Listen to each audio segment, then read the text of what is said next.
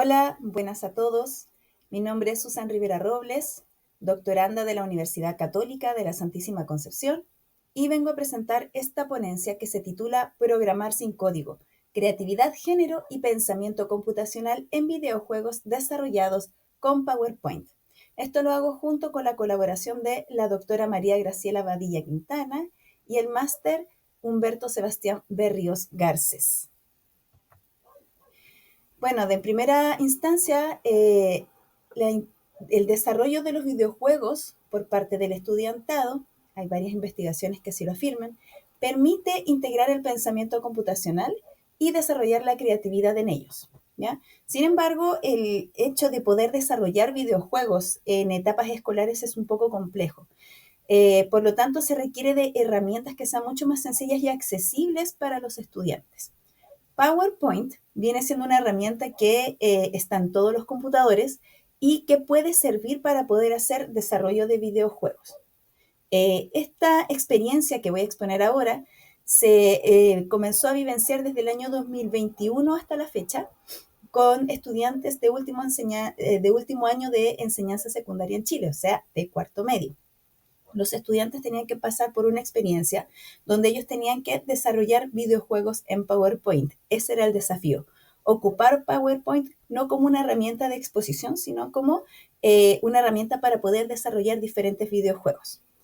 En total, desde esa fecha hasta ahora, se hicieron 129 videojuegos, todos desarrollados por estudiantes, y en esta exposición voy a exponer el análisis que se hizo a partir de estos videojuegos. Como había expuesto anteriormente, hay pocas metodologías que le permiten al estudiante ser protagonistas, ¿no es cierto?, en su propio proceso de enseñanza y aprendizaje, sobre todo con actividades que tengan que ver con programación.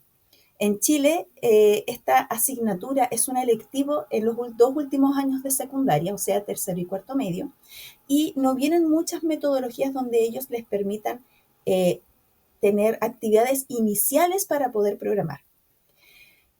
Por lo tanto, esta es una herramienta muy buena para comenzar con la programación, con las cosas básicas, con lo que son los desencadenadores, las acciones, etc. Por supuesto que esto también se basa en la brecha tecnológica que existen en los estudiantes. Pese a esta terminología de que son nativos digitales, ya se sabe con diferentes estudios, tanto de la OCDE y otros, que los estudiantes no tienen manejo de tecnología. Por lo tanto, es necesario poder fomentar este tipo de herramientas y este tipo de actividades con estudiantes para poder bajar esta brecha digital que existe, sobre todo en países latinoamericanos. El objetivo de este estudio, de esta experiencia, fue analizar los videojuegos que hicieron los estudiantes con PowerPoint, ¿ya? También identificar si es que hay alguna diferencia de los juegos que hicieron los estudiantes y las estudiantes, si es que hay alguna diferencia técnica, narrativa, de creatividad, de la parte de las mecánicas, etc. También quisimos explorar qué relación tienen los videojuegos que se desarrollan en PowerPoint con las dimensiones del pensamiento computacional y también poder ver el aporte creativo que tienen los estudiantes al desarrollar este tipo de actividades, ¿ya? La metodología que se utilizó fue un enfoque mixto, porque es descriptivo y también analítico, tanto cuantitativo como cualitativo. La muestra fue esta cantidad de videojuegos, 129 videojuegos, también fueron 129 estudiantes, porque esta actividad era individual, y las variables son el tipo de juego, el género del autor del juego, y las presencias de habilidades computacionales y creativas. Por lo tanto, se vislumbró qué habilidades habían en cada juego, dependiendo de las dimensiones del pensamiento computacional y pensamiento creativo, es decir, descomposición, secuenciación, depuración o diseño algorítmico, y en el caso del pensamiento creativo, la fluidez, la flexibilidad, la elaboración y la originalidad. Las categorías de los juegos se desarrollaron diferentes tipos de juegos, entonces se fue categorizando cada uno. Hay juegos de laberinto, juegos de escape, juegos de quiz, que son estos juegos donde uno responde preguntas, juegos de memorices, juego del ahorcado donde hay que adivinar las palabras, encontrar diferencias, También había juegos de objetos escondidos en imágenes o bien en vasos, juegos interactivos donde se accionaba con diferentes elementos de un PowerPoint, sopa de letras, juegos de habilidades, rompecabezas y combinaciones mixtas. ¿A qué se refiere con combinaciones mixtas? Que hubieron estudiantes que, por ejemplo, combinaron un quiz con sopa de letra o un quiz con un rompecabezas o con un laberinto, o algunos ocuparon muchas más cosas, o sea, pusieron varios juegos en uno. Aquí vemos algunos ejemplos de juegos desarrollados por PowerPoint. Tenemos acá un ejemplo de lo que es un juego de El Colgado. Tenemos juegos de sopa de letras, juegos de habilidades, de quiz y también interactivos. Ahora voy a mostrar un video de lo que son algunos juegos creados por estudiantes en PowerPoint. Este es un juego de habilidad. Si ustedes se fijan, el mouse no tiene que tocar ni las paredes ni los objetos. Entonces lo que hizo acá el estudiante fue poner una pantalla vertical, y cada vez que tocaba un borde o uno de estos objetos, entonces uno perdía y podía volver a reiniciar el nivel. Es un juego de habilidad porque hay que tener mucha destreza para poder pasar estos obstáculos. Este otro ejemplo, si pueden ver, ahí está la pantalla del PowerPoint, es el juego de laberinto. El estudiante tenía que pasar diferentes laberintos con el mouse, lo mismo, y si tocaba uno, perdía. Esto requería también concentración, habilidades, y también lo separaba por niveles. Acá tenemos otro ejemplo de un juego recreado muy famoso llamado Doom. Lo recrearon en PowerPoint, donde lo mismo que el juego había que disparar a los distintos enemigos que iban saliendo. Todo esto está hecho en PowerPoint por estudiantes secundarios. Y claro, si es que uno no le disparaba al tiempo a los objetos que venían, tú perdías el juego. Vamos a ver entonces los resultados de este análisis de todos estos juegos maravillosos que hicieron los estudiantes. Primero quisimos categorizarlos por tipología según el género de los estudiantes. En primer lugar, vamos a ver un poquito más atrás, acá está. Aquí está la tabla donde se vislumbra la cantidad de juegos que hicieron hombres y mujeres. Ya tenemos los de laberinto. Si ven, el más popular fue el Memorice, porque era uno de los más sencillos de hacer, favorito más por los hombres que por las mujeres. También uno de los que más se hicieron fueron los de Memorice, laberinto e interactivo. En total, los hombres que participaron fueron 75 y las mujeres 54. Esto es a grandes rasgos, ¿ya? Entonces, ¿qué podemos en primera instancia vislumbrar con esto? Después vamos a ver las conclusiones. Cuando los estudiantes hacen juegos de laberinto, se enfocan más en lo que es la secuenciación, algoritmo y depuración, mucho más sobre el pensamiento computacional.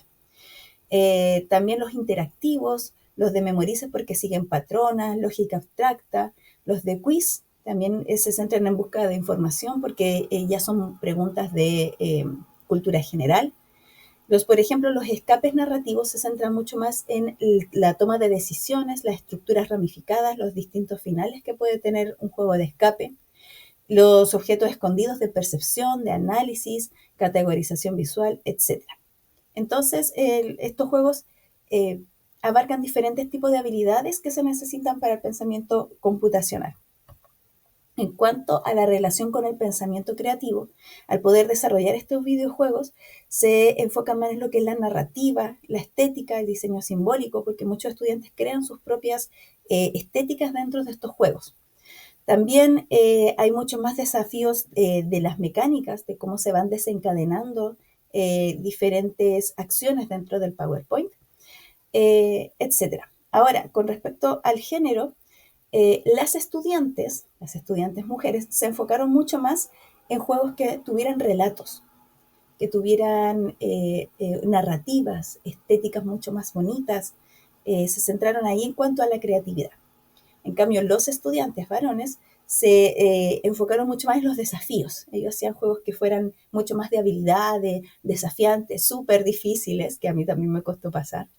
Sin embargo, ambos géneros dominaron este dominio cognitivo de la creatividad, porque para cualquier tipo de actividad necesitaban este tipo de dominio. Entonces, pese a tener como dos grupos de diferente tipo de creatividad, fomentan su creatividad también ambos géneros. Entonces, ¿qué se puede inferir de este análisis? Primero que los hombres prefieren juegos con muchas más mecánicas, desarrollar juegos con más mecánicas de habilidades o también lógicos. Ellos prefirieron hacer juegos de laberinto, interactivos, de memorice, que premiaban, ¿no es cierto?, estas habilidades y que implicaban mucha más secuenciación, depuración y diseño algorítmico. En cambio, las mujeres preferían juegos más narrativos o de exploración o hacer quiz, ¿ya? Donde se tenía que tomar mucho más decisiones, estaba mucho más involucrada la empatía narrativa y también la flexibilidad creativa. Esto coincide con otros tipos de estudios como los de Baron y Cohen en 2005, en donde hay estas tendencias sistemáticas, ¿no es cierto? Donde los hombres hacen juegos más desafiantes y las mujeres mucho más narrativos. Sin embargo, no fueron todas. Había mujeres que también hacían juegos desafiantes de laberintos, recreando otro tipo de juegos como los que es Undertale. Y también había hombres que hacían juegos narrativos. Pero estamos hablando como en la mayoría de la muestra. Por lo tanto, como discusión, es que podemos ver que PowerPoint es una herramienta útil para poder desarrollar en los estudiantes este tipo de pensamiento, pero no trabajándolo como una herramienta de exposición, sino como una herramienta para poder desarrollar videojuegos básicos. Y lo que permite que se pueda ver patrones cognitivos que se asocian al género y también qué tipo de fortalezas pueden tener los estudiantes. Eh, lo bueno es que este tipo de actividades puede ser desarrollada en establecimientos, no requiere de alguna instalación de un software más sofisticado. PowerPoint lo tienen todos los computadores y es súper accesible. Por lo tanto, como conclusión, PowerPoint es una muy buena herramienta para poder iniciar en estas actividades de programación, para poder luego pasar a actividades con bloques, actividades ya de escritura de códigos, etcétera. Y los juegos obviamente revelan distintos tipos de desarrollo de habilidades de los estudiantes. Recuerden que ellos son los que desarrollaron el juego. Después lo jugaron entre ellos y ahí uno podía compartir la creatividad, la colaboración, etc. Esto prima también a poder desarrollar en los estudiantes la autonomía y la libertad cognitiva, porque los estudiantes tenían mucho tiempo para poder ellos desarrollar los videojuegos y hacer que de ellos mismos emergieran las ideas. Entonces, se fomenta mucho la creatividad. Y como había dicho antes, esto es una herramienta y una actividad que se puede replicar en otros establecimientos que tengan su laboratorio de computación y no requiere de acceso a Internet. Entonces, se pueden hacer este tipo de actividades. Aquí están las referencias y agradecer a este congreso por la oportunidad de poder exponer tan buenas experiencias pedagógicas. Eso sería, muchas gracias.